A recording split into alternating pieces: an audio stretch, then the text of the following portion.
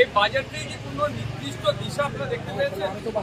500, 1000, 1500 সেই ভাতাতেই সীমাবদ্ধ করে রাখা হবে গাড়ি। পশ্চিমবাংলার বেকার যুবক-যুবতীরা আগামী দিনে এত হাজার এত লাখ চাকরি পাবে, কর্মসংস্থান তৈরি হবে, ইন্ডাস্ট্রি তৈরি হবে। এর কথা শিক্ষা ব্যবস্থা যেভাবে ক্রমশ ধ্বংসের দিকে ধাবিত হচ্ছে, সেটাকে রুখে অত্যাধুনিক মানে সরকারি শিক্ষা ব্যবস্থা হবে, তার কোনো দিশা পেলাম না। স্বাস্থ্য ব্যবস্থা শুধুমাত্র একটা স্বাস্থ্যসাথী কার্ডের ওপরে দাঁড় করিয়ে রেখে দিয়েছে।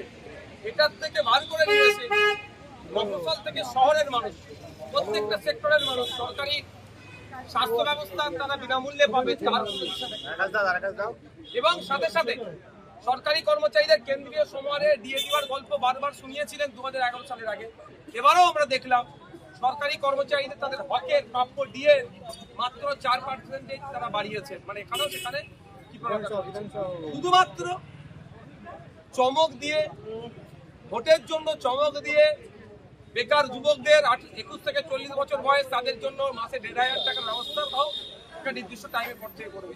কিন্তু দুর্ভাগ্য, ওইটাই যদি বলতো যে 21 থেকে 40 বছরের মধ্যে যারা শিক্ষিত বেকার যুবকরা আছে তাদের প্রত্যেকের কাজের ব্যবস্থা করব, নিশ্চিতভাবে আমি অপোজিশন টেবিলে বসার পর আমি টেবিলটা চাপড়াতাম, বাহবা দিতাম। সে তা শুনতে পেলাম না। মানে বারবারই সরকারের মুখাপেক্ষী করে হাতাতে সীমাবদ্ধ রেখে বাংলার মানুষকে আটকানোর চেষ্টা হচ্ছে। এই বাজেট শুধুমাত্র ভোটমুখী বাজেট, মানুষকে সাময়িক স্বস্তি দেওয়ার বাজেট করা হয়েছে। অর্থাৎ তাদের 1500, 1000, 500 বাড়ছে, এটা এর বাইরে কিছু নয়। আমরা বলছি আমাদের কিন্তু বাংলার মানুষ সুযোগ দেয়, আগামী দিনে কেন্দ্রীয় সমাহারে আমরা ডিএর ব্যবস্থা করবো সরকারি কর্মচারীদের। স্কুলে যে শূন্য পদ আছে সেগুলোকে পূরণ করব। 5 বছর একটা সরকারের সময় পাই, 5টা জেলায় 5টা কলকাতার সরকারি স্টার হসপিটালের মধ্যে স্টার হসপিটাল বানাবো। শুধু তাই নয়, ওয়ান ফ্যামিলি ওয়ান জব এর ব্যবস্থা আমরা করব।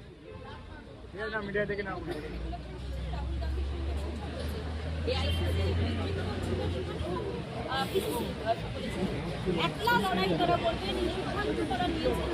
আপনাদের সঙ্গে বামেদের আসন সংখ্যা নিয়ে কথা হচ্ছে, আপনারা কি সিদ্ধান্ত বাড়াবেন?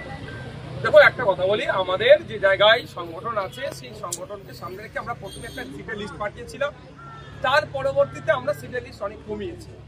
এবার জাতীয় কংগ্রেস এই জোটে থাকবে না বলে আমি আপনার মুখ থেকে শুনতে পাবো। আমি এখন আশা করব যে জাতীয় কংগ্রেসও এই জোটে থাকুক। তৃণমূল এবং বিজেপির বিরুদ্ধে যে আমরা বৃহত্তর জোট তৈরি করছি সেই জোটে আসবে। যদি না আসে, বাংলার মানুষ তাদেরকে কেমন ভাবে গ্রহণ করবে সে বাংলার মানুষের উপর নির্ভর করছে। দেখুন, ওই বিতর্কে আমি এখনই যাবো না। কি কি কারণ তারা নিশ্চিতভাবে আগামী দিনে বলবে, সেই কারণটাকে সামনে রেখে চর্চা হবে। এই মুহূর্তে যেটা হচ্ছে সেটা আমি চাইবো যে বিজেপি তৃণমূলের বিরুদ্ধে একটা শক্তি তৈরি হোক। কেউ যদি না থাকে, জোর করে তাকে তো রাখাটাও অনুচিত হবে বলে মনে হয়।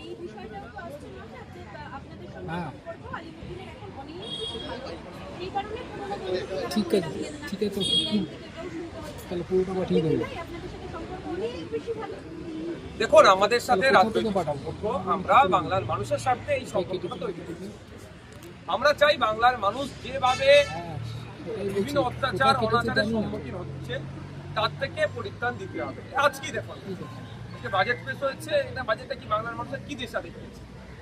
এই দিশাহীন অবস্থায় বাংলার মানুষ ঘুরছে, একটা দিশা দেখাতে হবে। সরকারি কর্মচারীদের তাদের হকের ডিএ থেকে শুরু করে শূন্য পদ পূরণ থেকে শুরু করে স্কুলের শিক্ষক, হসপিটালের ডক্টর, মেডিসিন থেকে শুরু করে মানুষের গড় ইনকাম বাড়ে কিভাবে, তার আমরা লক্ষ্য নিয়ে একটা ঐক্যবদ্ধভাবে লড়াইয়ে নামতে চাইছি।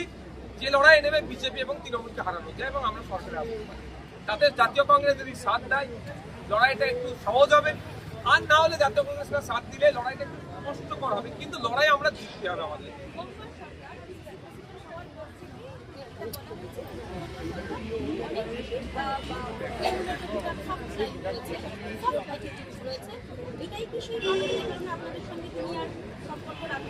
দেখুন, এটা তো শুভঙ্কর বাবু ডিসিশনটা নিচ্ছে না, এআইসিসি নিচ্ছে।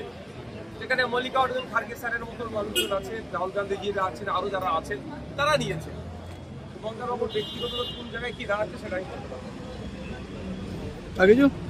ঠিক আছে।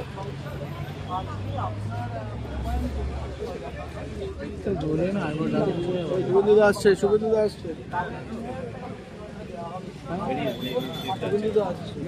বলছি। দেখুন, আমি অনেক আগে থেকে বলেছি 1000, 1500, 1200 কোনো মহিলার হাত খরচ হয় না আজকের ডেটে যেভাবে মূল্যবৃদ্ধি বাড়ছে। আমরা চাই 5000 করে কমসে কম হাতে দেওয়া হোক, তার পরিবর্তে কিন্তু রাজ্য কাজও বুঝে নি, শুধুমাত্র অন সাইড নয়, বোথ সাইড ইন্টারেস্ট থাকুক, মিউচুয়াল ইন্টারেস্ট থাকুক, এটা আমরা চাই। আমি 5000-এর পক্ষে, তার পরিবর্তে রাষ্ট্র কাজ বুঝে নি, এটাও কিন্তু অ্যাড করবেন।